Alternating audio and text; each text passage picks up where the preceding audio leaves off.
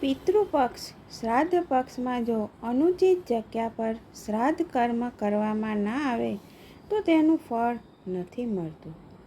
તો આપણા મનમાં એ વિચાર આવે, કઈ જગ્યા પર શ્રાદ્ધ કર્મ કરવું અને કઈ જગ્યા પર શ્રાદ્ધ કર્મ ન કરવું.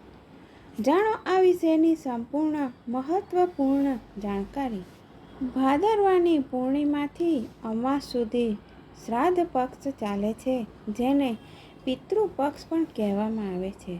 જો આપ આ દરમિયાન પોતાના પિતૃઓનું શ્રાદ્ધ, તર્પણ, પિંડદાન અથવા બ્રાહ્મણોને ભોજન કરાવવા જઈ રહ્યા છો, તો આપ આ માહિતી અવશ્ય જાણશો, જે શાસ્ત્રો અનુસાર કઈ જગ્યા પર શ્રાદ્ધ કરવું જોઈએ તેના વિશેની જાણકારી છે અને કઈ જગ્યાએ ન કરવું જોઈએ.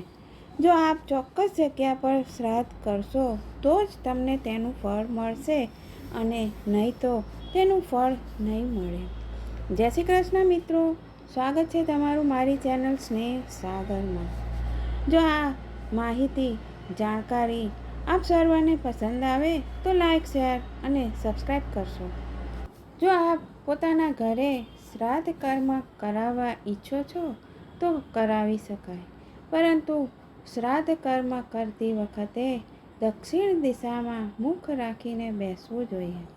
કોઈ પવિત્ર નદી કે નદીના સંગમ પર, સમુદ્રમાં, જેમાં નદીઓના તટ ઉપર ઉચિત સમયે વિધિ વિધાનથી શ્રાદ્ધ કરવામાં આવી શકે છે.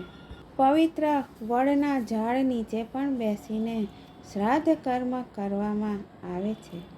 શાસ્ત્રોમાં ઉલ્લેખિત છે કે કોઈ તીર્થ ક્ષેત્રમાં પણ શ્રાદ્ધ કરાવી શકાય છે. માનવામાં આવે છે કે સમુદ્રના તટ ઉપર પણ શ્રાદ્ધ કર્મ કરી શકાય છે, પરંતુ તેના વિશે શાસ્ત્રોક્ત વિધિનું જાણકારી હોવી જોઈએ. આપ ગૌશાળામાં પણ શ્રાદ્ધ કર્મ કરાવી શકો છો, જ્યાં એ ગૌશાળામાં બળદ ન હોવો જોઈએ અને ચોક્કસ સ્થાન પર છાણથી લીપીને તેને શુદ્ધ કરીને શ્રાદ્ધ કર્મ કરવામાં આવે છે.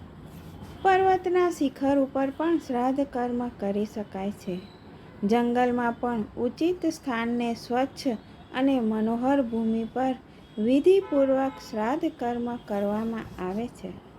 આ તો થઈ વાત શ્રાદ્ધ કર્મ કઈ જગ્યાએ કરી શકાય, પરંતુ મનમાં એ પણ વિચાર આવે કે કઈ જગ્યાએ શ્રાદ્ધ કર્મ ન કરવું જોઈએ, જેનાથી આપણને તેના પુણ્ય ફળની પ્રાપ્તિ ન થાય. કોઈની પર્સનલ જમીન પર શ્રાદ્ધ ન કરવું જોઈએ. એ ભૂમિ તમારે જોવું જોઈએ કે સાર્વજનિક છે કે નહીં, અથવા તો તમે કોઈના ઘરે કે તેની ભૂમિ પર શ્રાદ્ધ કરો છો તો તેનું ભાડું ચૂકવી દેવું અને દક્ષિણા ભૂસ્વામીને પણ આપી દેવી જોઈએ કે જેની જમીન હોય તેને તેનું ભાડા પેટે પૈસા ચૂકવી દેવા જોઈએ. કોઈ પણ પ્રકારના અપવિત્ર રહીને પણ તે ભૂમિ પર શ્રાદ્ધ ન કરવું જોઈએ. અપવિત્ર ભૂમિ પર શ્રાદ્ધ કરવાથી તેના પુણ્ય ફળની પ્રાપ્તિ નથી થતી. કોઈ સ્મશાન ગૃહમાં પણ શ્રાદ્ધ ન કરી શકાય, જેને તીર્થ ન માનવામાં આવે. દેશના એવા 6 પ્રમુખ સ્મશાન તીર્થ છે જેને તીર્થ માનવામાં આવેલા છે. કોઈ મંદિરની અંદર અથવા તો કોઈ દેવસ્થાનની અંદર પણ શ્રાદ્ધ કર્મ ન કરવું જોઈએ, એવી પંડિતજી, જ્યોતિષશાસ્ત્રીઓ સલાહ આપતા હોય છે.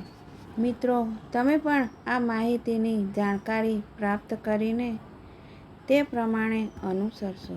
જય શ્રી કૃષ્ણ. ફરી મળીશું આવી નવી અવનવી વાતો સાથે.